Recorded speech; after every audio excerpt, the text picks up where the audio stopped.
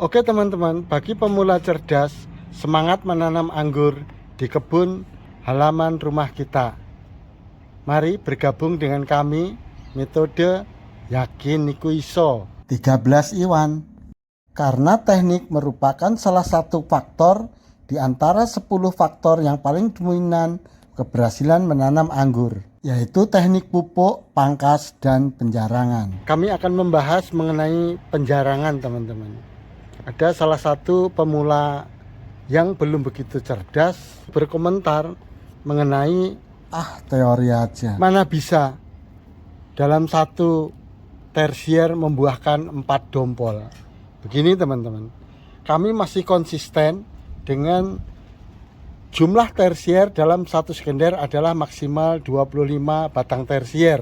Dan setiap tersier boleh membuahkan maksimal adalah 4 dompol untuk periode tahun pertama.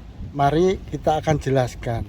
Kalau dalam satu tunas ini bisa membawa 2 klaster bunga, artinya kalau dalam satu tersier tumbuh 2 tunas, berarti adalah 2 kali 2 4 dompol. Jadi itu sudah bisa terpenuhi. Apalagi kalau tersier tersebut dicabang menjadi 2. Ini teman-teman ya, cabang 2 tersier ini. Kalau di dalam satu cabang ini ada 2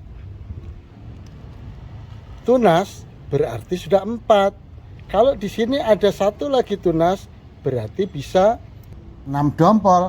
Apalagi tambah 1 tunas lagi, bisa 8 dompol. Tapi sebaiknya 1 dompol saja teman-teman per tunas. Mari kita bahas mengenai penjarangan. Dalam hal ini sudah terbiasa penjarangan itu seperti yang dilakukan di Korea, yaitu membuang ini teman-teman, pada saat masih brokoli, membuang sayapnya teman-teman. Ini saya peragakan untuk membuang sayapnya. Bismillah. Ya, jadi sayapnya kita buang ya saat masih brokoli. Dan ini kebetulan tidak ada sayapnya, jadi tidak kita lakukan penjarangan. Dan penjarangan berikutnya biasanya teman-teman kita juga melakukan seperti ini teman-teman, penjarangan beri. Ini contohnya, yang naik ke atas dikurangi atau dibuang, dan yang turun pun juga dibuang seperti ini teman-teman. Oke, dan yang kecil-kecil juga biasanya dibuang seperti ini. Oke.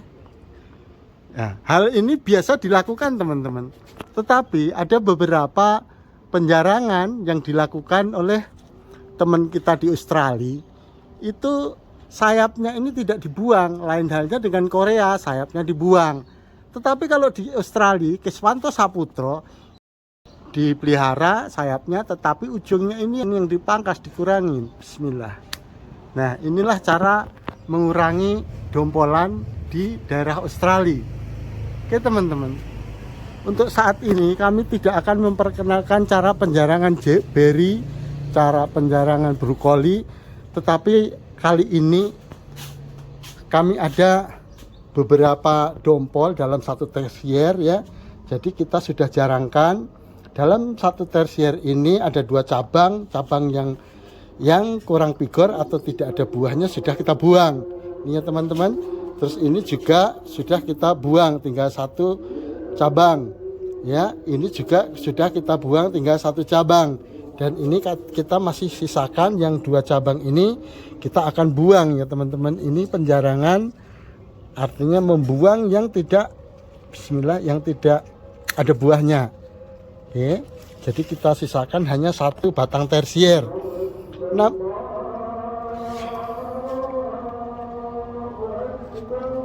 Allah Akbar. Oke teman-teman, kita lanjut kembali. Saat seperti ini atau musim penghujan seperti ini adalah saat yang kurang tepat teman-teman untuk pembuahan. Namun kalau sudah terjadi ya teman-teman ya, itu kita harus pintar mensiasati karena pohon anggur sedang dalam keadaan bermalas-malasan. Kalau di Eropa itu musim dingin tidur, tapi kalau musim penghujan, lokasi kami di saat ini pohon anggur juga lagi sedang bermalas-malasan. Bagaimana cara mensiasati supaya pohon-pohon anggur kita berbuah sampai panen? Gini teman-teman, kita harus berpikir realistis bahwa tersier yang ada 25 dalam satu sekunder tadi itu tidak boleh dicabangkan. Artinya tadi sudah kita pangkas satu, tinggal satu. Nah, kalau di dalam satu cabang ini atau satu tersier ini tumbuh 2 dompol, maka kita harus kurangi 1 teman-teman. Cara mengurangi 1, apabila dompolan yang paling bawah dan yang atas ini sama-sama besar, sama-sama berkualitas, maka kita harus secara realistis bahwa pertumbuhan anggur itu cenderung ke pucuk atau ke atas atau ke ujung. Jadi kita harus korbankan dompolan yang paling bawah teman-teman. Nih, maka kita harus kurangi 1 dompol. Bismillah. Inilah cara yang bijak. Nah, lalu setelah dompolan ini dipilih, itu pun masih kita lakukan dengan cara Korea teman-teman. Jadi cara Korea itu sebelum kita aplikasikan DA3, ini kita buang dulu teman-teman ya. Ini kita buang dulu, coba kita lihat lebih dekat lagi ya. Jadi sayap-sayapnya ini kita harus kurangi teman-teman. Kita akan pelihara di ujungnya. Nih teman-teman, kita buang. Bismillah. Inilah cara Mas Toha FMM ya, kita kurangi lagi. Jadi kita harus betul-betul bisa memahami keperluan pohon anggur ini teman-teman. Jadi kita sisakan sekitar 4 cm teman-teman di ujung ini ya. Ini 4 cm dari sini ke sini ya. Jadi 4 cm dari ujung sini ke ujung sini teman-teman. Inilah cara yang bijak. Lalu kita lihat setelah 2 hari penyerbukan, ini ada beri-beri yang kecil yang hitam-hitam ini sudah rontok. Artinya beri ini sudah sempurna, bunga ini sudah menjadi beri set ya. Kita aplikasikan GA3 teman-teman ya. GA3 yang pertama. Jadi kita dalam perkebunan itu tidak usah terlalu banyak melakukan GA3. Jadi 2 kali saja kita lakukan. Setelah 2 hari penyerbukan, itu berinya sudah kira-kira segede apa ini, kedele kalau nggak salah. Terus hitam-hitamnya ini sudah pada rontok, kepala putik ini ya sudah turun. Lalu kita semprotkan GA3 dengan campuran 1 tetes per 200 liter atau mililiter air. Ini kita aplikasikan GA3 nya ya teman-teman. Kita semprot di segala arah ya teman-teman. Oke. Nah, biasanya kita melakukan ini di terik matahari teman-teman, karena secara logika dalam terik matahari itu beri-beri atau tangkai itu dalam keadaan kering. Kalau keadaan kering, waktu kita semprotkan GA3, dia ada namanya penyerapan. Lalu nanti kira-kira 1 jam lagi kita ulang 2 kali lagi, karena ini sistem semprot teman-teman. Jadi bukan dicelup. Kalau dicelup mungkin cukup sekali saja. Oke, kita lanjutkan untuk melakukan pembuangan dompolan ini teman-teman ya. Dompolan yang di bawah dengan dompolan yang di atas ternyata sama teman-teman. Artinya sama itu kualitasnya sama. Kalau sama, yang kita pilih itu yang di atas ya teman-teman ya. Jadi kita buang yang di bawah. Nih, bismillah. Oke, jadi kita sisakan 1 di atas. Lalu kita buang juga untuk sayap-sayapnya ini teman-teman, kita buang ya. Bismillah. Oke, kita buang. Oke, kita buang. Nah, lalu kita semprotkan GA3-nya, teman-teman. Jadi GA3 ini sudah bercampur, ada 3 bahan, teman-teman. Satu adalah Gibberellin, yaitu untuk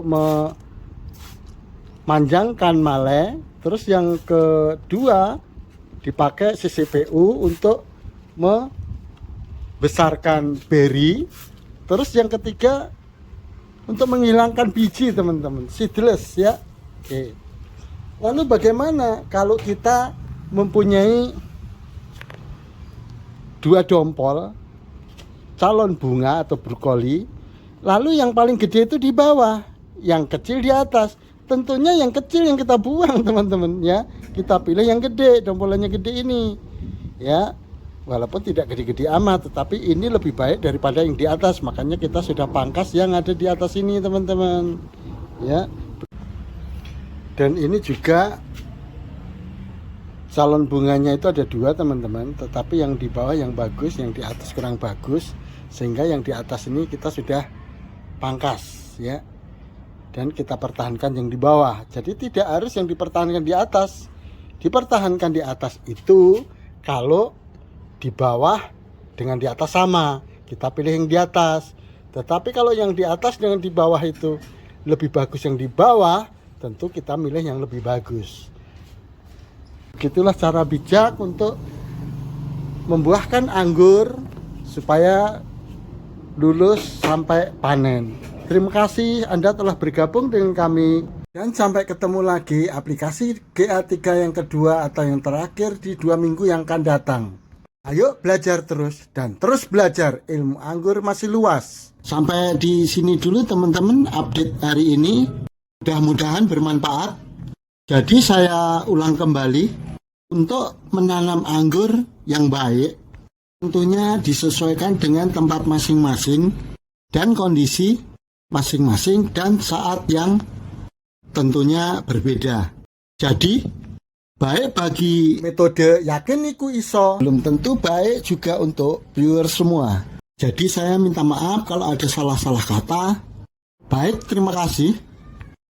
Untuk teman-teman yang junior, salam sehat, dan yang senior, salam hormat dari kami. Semangat lagi.